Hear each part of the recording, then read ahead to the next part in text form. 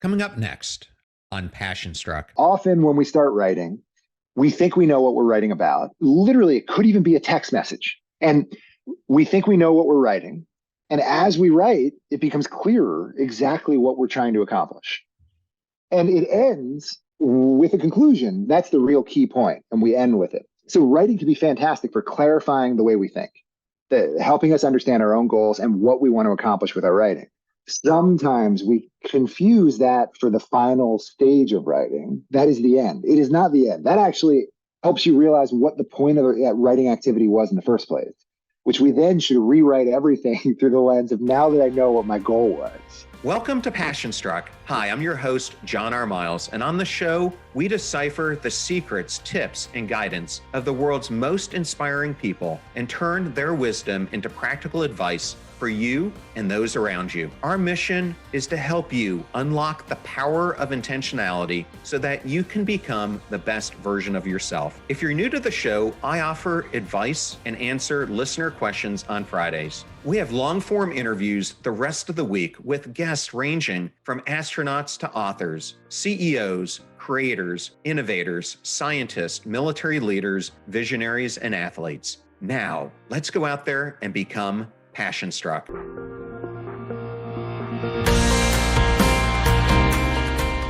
I am so excited today to have Todd Rogers on Passion Struck. Welcome, Todd.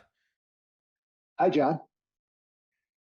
Well, you and I were first introduced by a mutual friend of ours. I'm not sure if you remember, but it was Katie Milkman. And I saw that you're a member of the Behavioral Change for Good team. And I was hoping you could tell us about the initiative and why you've lent your support to it. Sure. Very happy to be on the show. Thank you for having me. Katie Milkman and Angela Duckworth started a group called the Behavior Change for Good Network, a bunch of behavioral scientists from around the country and the world. All of us are focused on behavior change to improve social welfare. I'm not sure what the original motivation was, but what ended up happening was she brought all of us together down to Penn. We talked about what I think is really the frontier challenge for a lot of behavioral science, which is how do we change behavior for the long term, not just one-off behavior. And it became a long discussion across fields and across research programs. But since then, since then, it has morphed into a network that conducts what they call mega studies, which is there are big social problems like getting people to take up flu vaccinations or COVID vaccinations. And a lot of different research teams will propose interventions, and then they'll do these massive tests, one intervention against another to see which ones work and then scale them up. Yeah, it's really interesting because it's getting scientists who often compete for grants and other things to actually work together for the benefit of everyone who's part of the initiative and all of us who can use the learnings to apply them to our lives. And I got involved because this whole show is about intentional behavior change, because as I was looking at how do you get people to become unstuck and shift, you can use neuroscience, you can use psychology, you can use other things, but I found that behavior science provides some of the quickest means to get people to change the micro habits that they use throughout their days. So that's what led me to want to get more involved with it. But speaking of intentional behavior change, can you elaborate on how your journey of studying behavioral science led you to focus on the science of writing? Yeah, I've either been doing it for the last 3 years or the last 30 years. And since you asked, I will give you the 1 minute version of the 30 years, which is I was a political pollster when I left college. I was a religion major in college. So naturally, I became a political pollster. I don't know thank you for letting out half a laugh, just so that I'm joking. And I became a political pollster, a Democratic pollster, and I realized there was a science of behavior change not being used in politics. And so I went and got my PhD in this, basically the science of behavior change, joint at Harvard Business School and in the psychology department and in economics and in political science. This is actually where I overlapped and collaborated most with Katie Milkman. And then left early to start a research institute in Washington. It's called the Analyst Institute, where we translate behavioral science into political strategy for progressive organizations, working on things like persuasion, fundraising, volunteer recruitment, and get out the vote, and ran hundreds of large field experiments, randomized control trials, looking on best practices and all these things for basically increasing civic engagement. And in the process, that is communication with voters. So we're trying to get through. And almost every intervention, the first challenge is how do you capture and maintain attention long enough to be able to deliver whatever the message is? And then I decide I don't want to do politics anymore, and I shift to education interventions. And I switch back, and I'm a professor at the Harvard Kennedy School of Government now.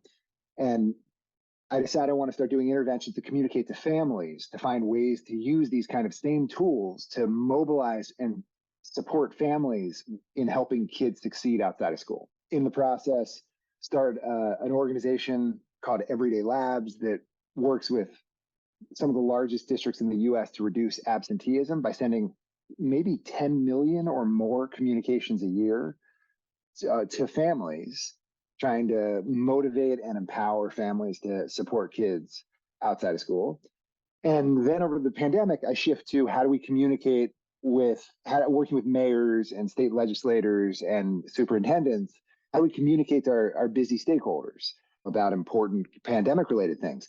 All along, it's been about communicating to busy people, busy voters, busy parents, busy constituents. But in the end, I realized, oh my God, it's the same thing, all of it, across everything. No persuasive message can have any effect at all unless we get through and write in a way that busy people can pull out the key information we want them to pull out.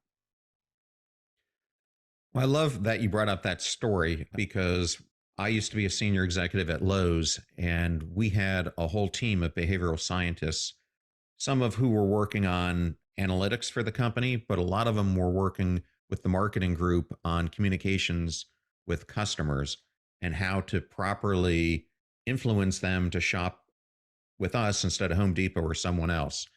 And I find it so interesting. Can you discuss how you can use behavioral science principles to apply how busy people read and process information differently? Sure. So what ended up happening during this time period over the last few years is we're like, well, how do we help leaders communicate with busy stakeholders? Originally, it was superintendents of schools, then it was mayors and state legislators, and then it's become corporate managers and leaders too. And we discovered there are a handful, only 6 principles for how do we write so busy people read and respond. Over the course of my co-author and I, Jessica Lasky-Fink, she's also at Harvard here with me, we've run hundreds of these experiments where we work with organizations and we test. Half get message A, half get message B, and we vary different elements. And I'll name one of the 6, which I think is a fun one. It's less is more. So we have run lots of experiments where we will cut messages in half or delete arbitrarily every other paragraph or ask someone to edit down by 50% their own message. And almost every single time, dramatically increase people's likelihood of reading and responding. A very fun experiment we did with the Democratic Governors Association. They have 600,000 donors on their email list.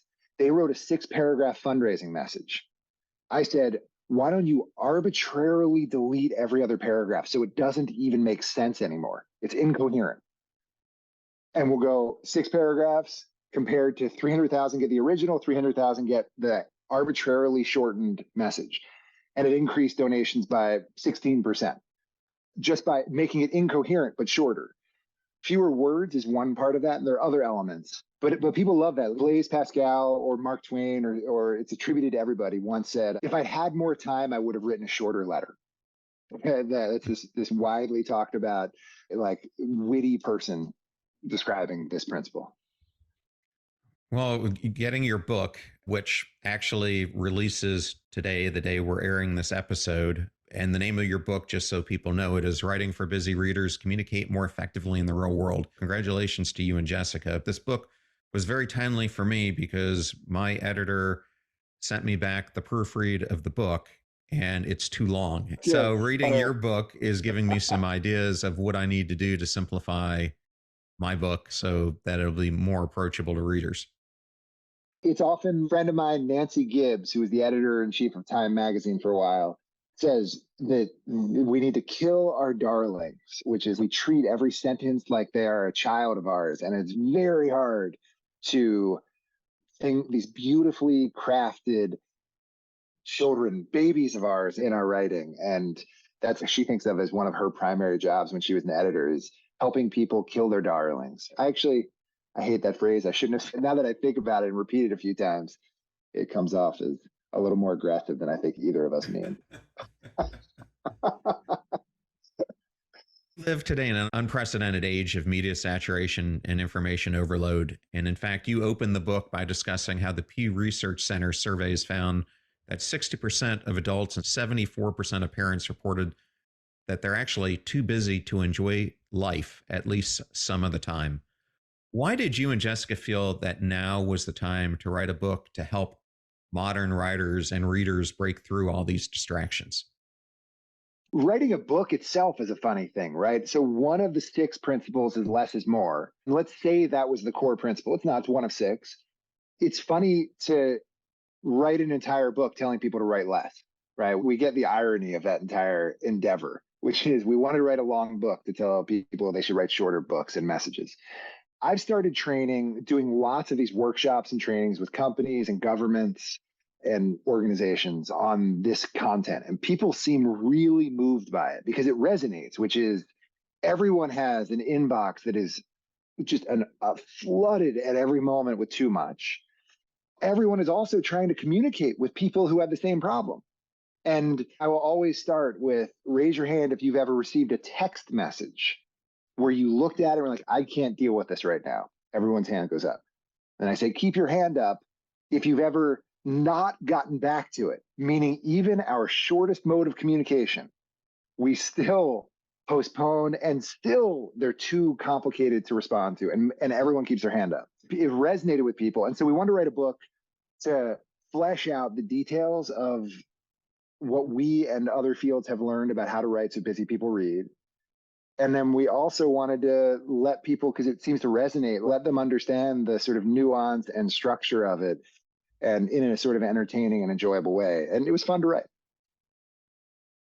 I love how you had the different cartoons in there as well to express and link up some of the ideas that you were bringing in the book, because I found them to be very helpful. I want to go through some background before we get into more of the principles and talk about effective writing. You guys write that our brain's processing capacity is limited, which means that also our attention is limited. What are the implications of this limited capacity on how we interact with the world around us? It's a great question. And it really is the foundation of why this work is useful, which is everyone is busy and everyone is what you might call satisficing. It's what behavioral scientists call satisficing. It's this idea that very often in a lot of situations, people are trying to do the most efficient, fastest, good enough version of what they're doing. And so when you read, people have limited attention, limited time. And so what happens is they read and they go as fast as they possibly can, usually skimming, rarely reading as closely as we would want them to. And they often move on without even pulling out the key information that we wanted to convey. So imagine you write 3 paragraphs to someone, they look at it, they look it over, they dart around, they scan, they jump around, and then they decide they think they figured out what it was about. Oh, it's about our lunch tomorrow. Got it. But then buried in there was some other question that they never pulled out. People's limited attention, limited time leads them to be pretty aggressive in jumping around and skimming through the things that we write. It could be emails, could be text messages, could be reports or briefings. The strategy people have developed is to see if they can pull out as much information as they can, as quickly as they can, often without pulling out the information we wanted them to. It's interesting because in the beginning of the book, you also draw a parallel between singing, which I'm not very good at, and writing, which I'm a little bit better at. How are the two related? We draw an analogy in there that I don't love, but the idea is that we all think we can do it. We put a lot of effort in. John, can I ask you, what do you think of the analogy with swimming, with singing? I'm a terrible singer, and my kids remind me of that every day. And so I become pretty self-conscious, although everybody thinks they can sing Taylor Swift songs. What did you think of the analogy with singing? Well, what I thought is that the best singers that you hear, and if you especially think of opera singers or people who are on Broadway, many of them were probably born with a great voice, but they had to really train it to perform at the levels and the frequency that they're using it. If not, it wouldn't have the impact or the longevity on the audience who are hearing them. And I think the same parallel could be made to writing. I remember when I was in the military, I had this boss, Commander Fitzsimmons, who was a stickler for writing. And when I started writing these memos that would go out to the ships and troops that were supporting us, I was always writing them too long and I wasn't getting the main points across. And he really painfully honed in on me that you've got to make these things simple. You've got to make them readable. These people don't have all this time in the world, but more importantly, you're giving them an order. So you have to be very explicit in what you're telling them. And I think the same thing could be said about some of the best songs that we hear and why an Ed Sheeran song or a Taylor Swift song responds so well with us compared to others. And I think in their case, a lot of it has to do with the combination of their singing and the writing that goes behind that singing. So that's just how I looked at it. Yeah, that sounds right. Like another aspect of it, which I think we can drift from the narrow singing analogy to, we are taught how to write well. And in the process, in school and at workplaces, we are taught the intro topic sentence, sometimes how to write essays, how to write flowing prose. But that is different than writing effectively. And writing effectively is writing in a way that accommodates the way our readers actually read. We think that this is a real breakthrough of insight that we had, which is everyone is taught how to write well, but it's different than writing in a way that accommodates how busy readers skim. No matter how good you are at the first version, it's another step to learn how to write in this way that reflects the reality that for practical writing, we need to write in a way that accommodates the busyness and strategies that readers actually use. I'll just highlight three examples of what I thought was very effective writing. One of those happens to be Mark Manson and the way that he writes his books. I might not agree with everything he has to say, but the way he writes has been extremely effective at shifting people's views about everything from hopelessness to the purpose that we have in life. I think another great example is someone you actually bring up in the book, and that's Adam Grant. I think in his books, I'm a huge fan of him. He does a very good job of breaking down very complex ideas into very easily digestible fragments or thoughts that he conveys. And then the last one I would use would be Robin Sharma. And I think the 5 a.m. Club was a great way of storytelling and breaking down things so that this idea of intentional behavior change, starting with micro habits by getting up early, became an effective way of understanding. I like it how you defined it is the power of effective writing is the ability to transmit a thought or goal from your head into someone else's head, and most importantly, inspiring them to act, which is, I think, those of us who are writers, what we're all trying to get people to do. All those authors are excellent writers, but they also create structure in the writing, which makes it easy for people to move around within the writing, right? Where they'll have headings and summaries and make it and a table of contents that's informative about what the writing entails. One of the principles of effective writing for busy people is making it easy for people to navigate. Books are its own like category, which we try to make our book, Writing for Busy Readers, this sort of easy to jump around and also easy to know where you are and navigate around and through, but especially the sort of professional writing, whether it's reports, emails, even text messages, these same things, making it easy for people to navigate. For example, in a text message yesterday, I was sending a friend, we were coordinating something, and I had two questions for her. One was, where are we meeting? And the other was, what time? And actually, there's a third, which was whether I should bring a certain thing that I was planning on bringing. And so originally, I wrote the text messages as like running thread that just went left, left, left, left. But I realized what was going to happen was one, she was going to defer reading it at all because it was just a long message. And two, she might only respond to one or two of the questions and not all three. I had to create a structure to make it easy for her to figure out, pull out instantly that I'm asking three different questions. So I actually ended up numbering the questions and put them in different messages. I said, friend, we're looking forward to our lunch. Next message. One, what time are we meeting? Two, next message. Two, where? Next message. Three, should I bring this thing?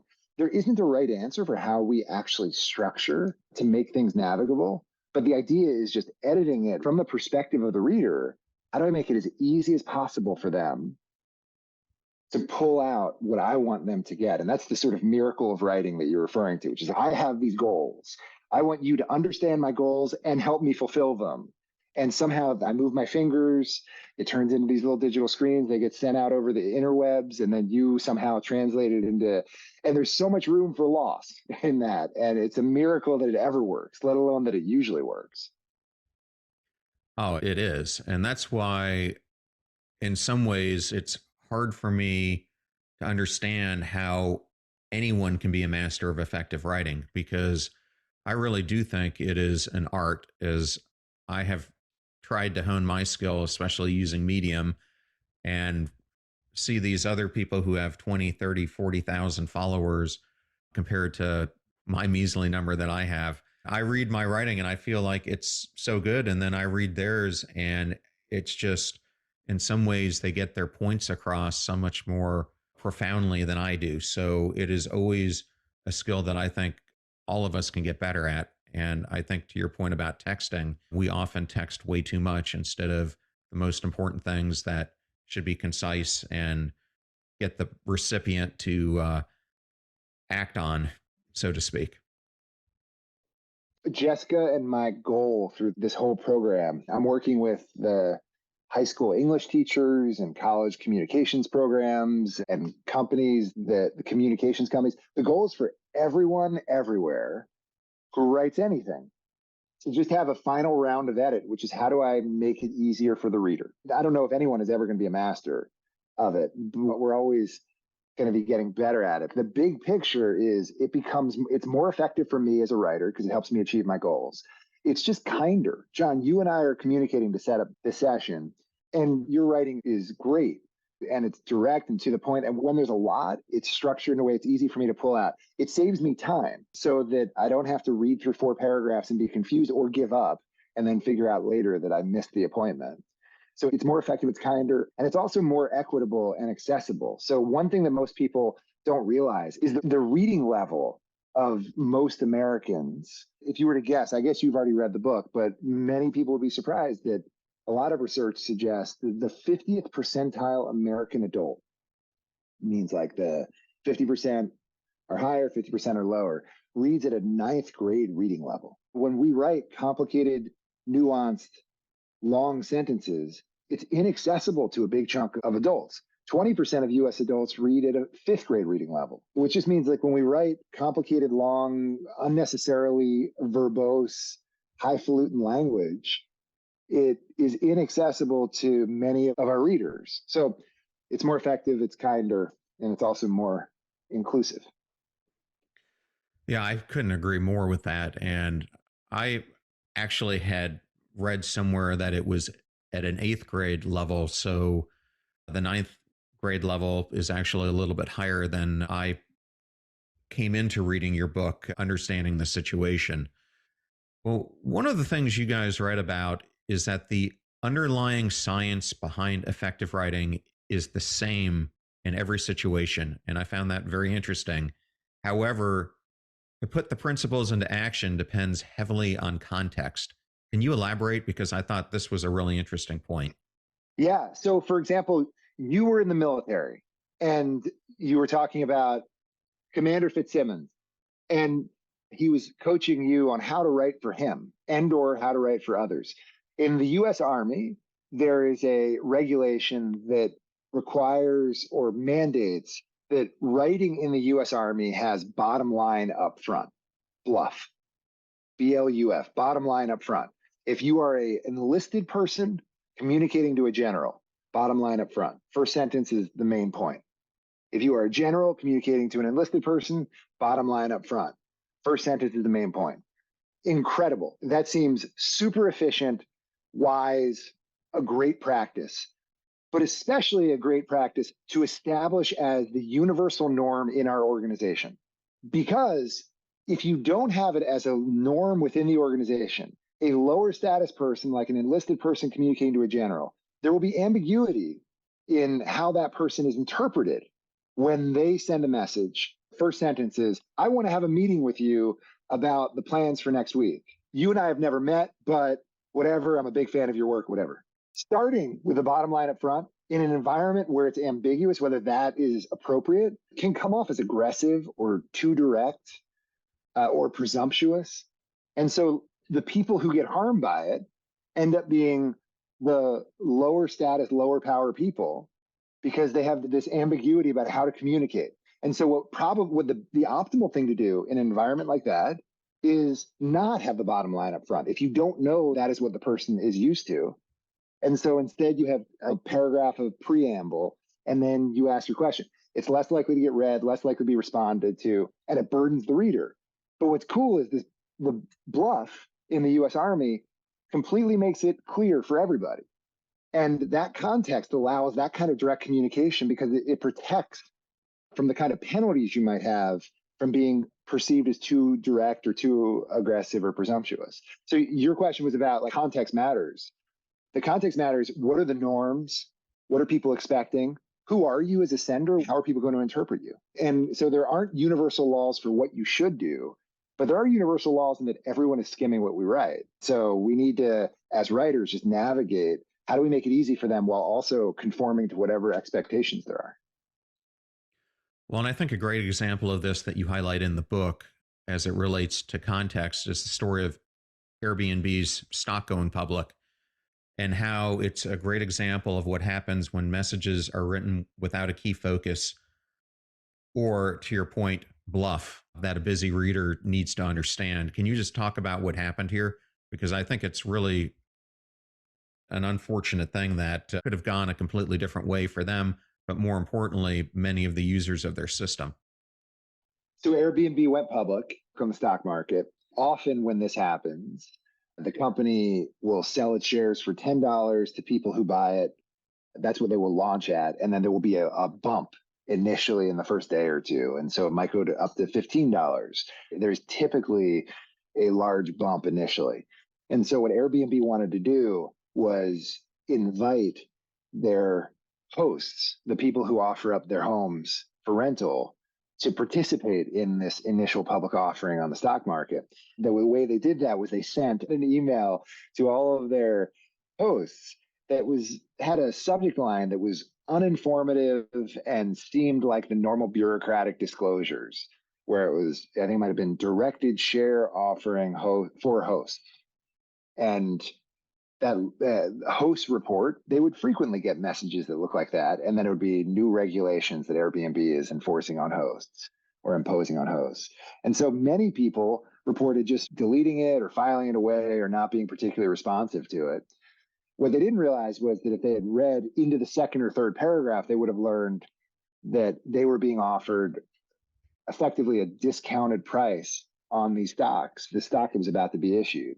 And for many of them, it would have amounted to $10,000, $15,000 of benefit. They only reported afterwards, learning about it, when there were stories written about how many people like them had failed to read it, failed to respond, failed to take advantage of it. Because the subject line there is some bureaucratese, directed share offering for host consideration, not something like benefit from our IPO or profit from our IPO or special offer, what I don't know, something that they might have paid special attention to. So they had come to expect that subject lines that were bureaucratic from Airbnb were bureaucratic, not urgent, and in the process missed out on potential significant gains. Yeah, it's really an unfortunate situation. And I had something similar happen to me on a company that I had grants in, and then they were getting money in from a new acquirer. It was requiring you to act, but none of the messaging alerted you to the fact that this was time sensitive or laid it out specifically. What were your options? How do you need to interact with this? And so luckily I caught it and called up and talked to their CFO. But I know a lot of people completely missed the message in its entirety. So this communication is so key.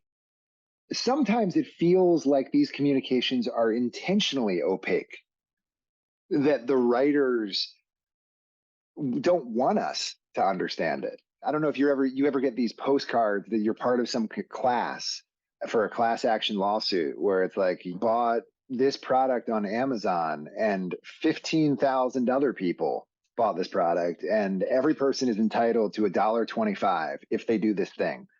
But it's written in graduate reading level with completely legalese in 7 paragraphs. I work on writing and I often try to read these things and can't make sense of it. I don't know whether they're legally required to write in completely inaccessible ways, but my suspicion is they must have some kind of incentive for us not to be responsive. And one of the things that Jessica, my co-author, added as we were writing the book, which I think is really right, is if you encounter very difficult to read text, other than maybe pure legalese, like where you're reading terms and conditions, but where you get something and it's really hard to read, it's probably a time to perk your ears up. They don't want you to read it. And I don't know what their motive is, but everybody has their own motives. But I think it's actually a pretty good sign that you should probably read more closely, for example. What other people have done this research on CEOs when they do their quarterly earnings calls, when they are committing fraud, we later learn, they tend to speak in more complicated ways with higher vocabulary. They're trying to obscure it. Same with scholars. When they have research that is later shown to be fraudulent, are more likely to make the writing hard to read in those sections. Who knows why? But I think it's partly because they themselves are trying to be hiding in their language. Well, Todd, thank you for that. Another area I wanted to cover was multitasking. And for me, multitasking was something that I was taught to do when I was at the Naval Academy because we had so much going on that you really couldn't deal with everything that was happening unless you were doing multiple things at the same time. However, what I've learned and what research has now shown is that this is not really a great solution to the problem of having too much to do and too little time and attention to do it. You introduced something in the book called the Stroop Effect. How does that apply to multitasking? The Stroop Effect, and your listeners can look this up, it's very cool. It basically shows that when you're trying to do two things at the same time, you slow down a lot versus if you're doing two things that require different actions versus two things that go in the same direction. Really hard to describe it in words. You should look it up. It's incredible. But what it does is it illustrates that it's really mentally difficult to do two things at one time. So difficult that it is like noticeably, almost comically slowing in how fast we're capable of doing anything. I think that has a couple of really nice, not nice, but I guess not nice consequences for reading, which is as readers, we think we can do multiple things at once. It's not surprising that our minds can't do multiple things at the exact same time. What's surprising is that we don't really internalize that. We still think, yes, other people can't multitask, but I can. It turns out very few people can do it without paying a huge cost, but we don't realize it. Nonetheless, our readers do that. They are distracted. They are thinking about the next thing as they're doing whatever we're asking them to do. And so, as writers, like just being aware of the experience of readers, they're cognitively very distracted. And going as fast as they possibly can because they want to move on to the next thing. And so, what the Stroop effect helps us illustrate is how hard it is to do multiple things at once. And people try to do it. And so, what that leads to is lower quality reading, pulling out less of the key information than we think that they are going to be pulling out. And what that means for writers is even more profound mandate or necessity that we write in ways that reflect the reality that our readers are not paying as much attention as we want them to and probably expect them to. Yeah, and Todd, I'm not sure if you're familiar with Gloria Mark, but if there's a listener out there, she's a professor, I think, at University of California, Irvine, and wrote a great book over the past year called Attention Span. And if you wanted to learn a lot more about this and her 25, 30 years of science studying it, it's a great book that outlays much more on multitasking, why it's such a bad thing for us to do. I'm going to go back to a person I brought up before, and that's Adam Grant. And in the book, you have a great quote of his, which is turning thoughts into words sharpens reasoning. What's fuzzy in your head is clear on page. And using this logic, how can a listener use the writing process itself to help them gain better mental clarity? Great question. I love that book, Attention Span. I also recommend it. I think that we often merge by accident without awareness the clarifying outcome of writing with the goal of communicating to someone else. So often when we start writing, we think we know what we're writing about. Literally, it could even be a text message as you're writing, but it could also be an email. I work with people who write reports, like often people at the CIA who write intelligence assessments. And we think we know what we're writing. And as we write, it becomes clearer exactly what we're trying to accomplish. And it ends with a conclusion. That's the real key point, and we end with it. Writing can be fantastic for clarifying the way we think, helping us understand our own goals and what we want to accomplish with our writing. But I think that sometimes we confuse that for the final stage of writing. That is the end. It is not the end. That actually helps you realize what the point of the writing activity was in the first place, which we then should rewrite everything through the lens of now that I know what my goal was. I think, just to be clear, there are two different functions writing often has, and they sometimes get confused. One is writing can help us clarify our own thinking. And that's what Adam is talking about in that quote. That's what anyone who has journaled or anyone who has tried to write something and then at the end realized that they want to say something totally different. It can help us clarify our thinking. In the process, we stack lots of sentences on top of others, and we end with clarity. But if our goal then is the second part, which is I want to convey from my head my idea to your head my idea, John, then I got to start over and be like, okay, now from the perspective of how do I get through to you, writing has this different function now that I'm clear on my own goal. And so I think that is kind of a subtle point. Writing can do two things. It can clarify our own thinking. It can also be the magic of getting one idea in my head into your head. But they're different things, and the product needs to look different. I know for me, it has been one of the most useful tools that I've had in my career is taking complex thoughts or ideas or strategies that are in my head and just writing them out. Because as you do it, you find that some things you're thinking are inaccurate and other things you latch onto and it's, wow, that's a brilliant idea. And then you end up carving it out. I think much better when I write than when I just think about it or see it on a screen. So I completely agree with what you guys bring up there. The next one I wanted to talk about, which was really interesting for me, as much writing as I do to learn more about, is the fourth principle, which is use enough formatting, but no more. And I really liked the analogy that you used in the book that formatting is like spice when it comes to cooking, because I love to cook and every cook knows that you've got to use the right amount of spice because too much can destroy what you're doing and not enough can impact the taste quality. Using that analogy of spice and cooking, what are the main purposes of formatting and rules of effective formatting? That's great. Formatting can be an incredibly powerful complement to our writing, like spice, but too much of it is worse than none at all. Here are a couple of facts about formatting. Readers interpret bold, underline, and highlight, bold, underline, and highlight as the writer saying, this is the most important content for you to pull out of our message. So readers interpret that as this is the most important key information. If you add to that the reality that they're trying to move on as quickly as possible, then you can predict what happens. When you bold, underline, or highlight something, people read that and they're way less likely to read anything else. So in that scenario, if you bold, highlight, underline the wrong thing, you decrease people's likelihood of reading the rest of it. So you need to be really careful in how you use it, but it's a really powerful tool. You can make sure they pull out the key info, but you're going to decrease the likelihood they pull anything else out.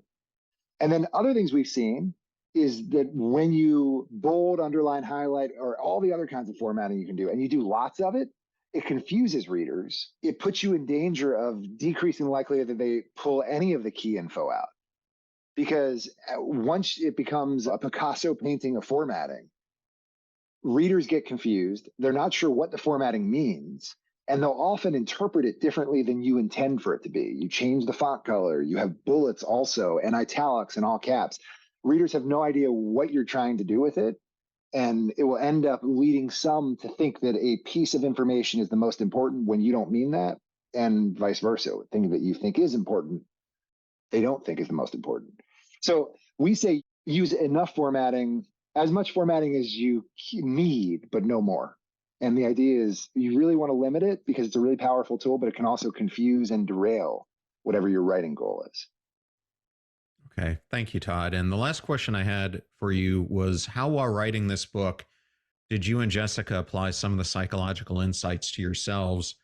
And then what would be some of the biggest learnings that you would want a reader to get from the book?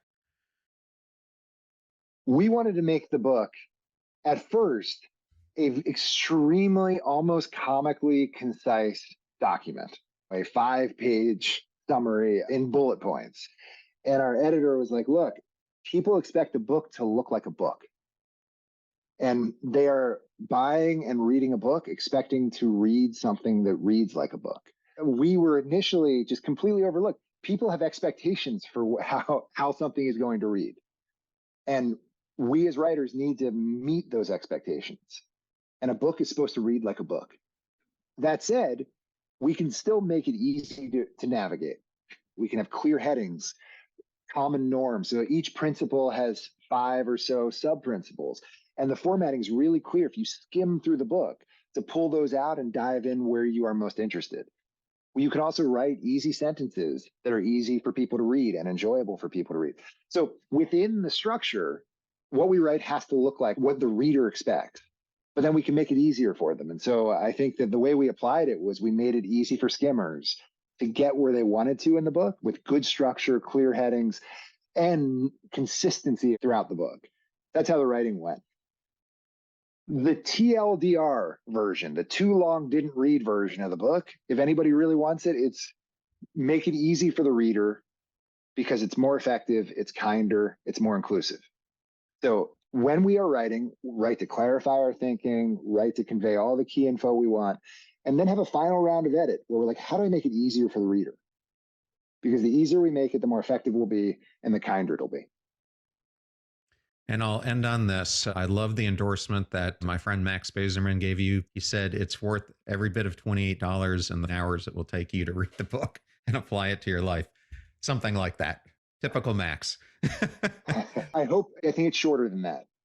It's still the length of a book, but it should probably take 5 to 7 hours, hopefully.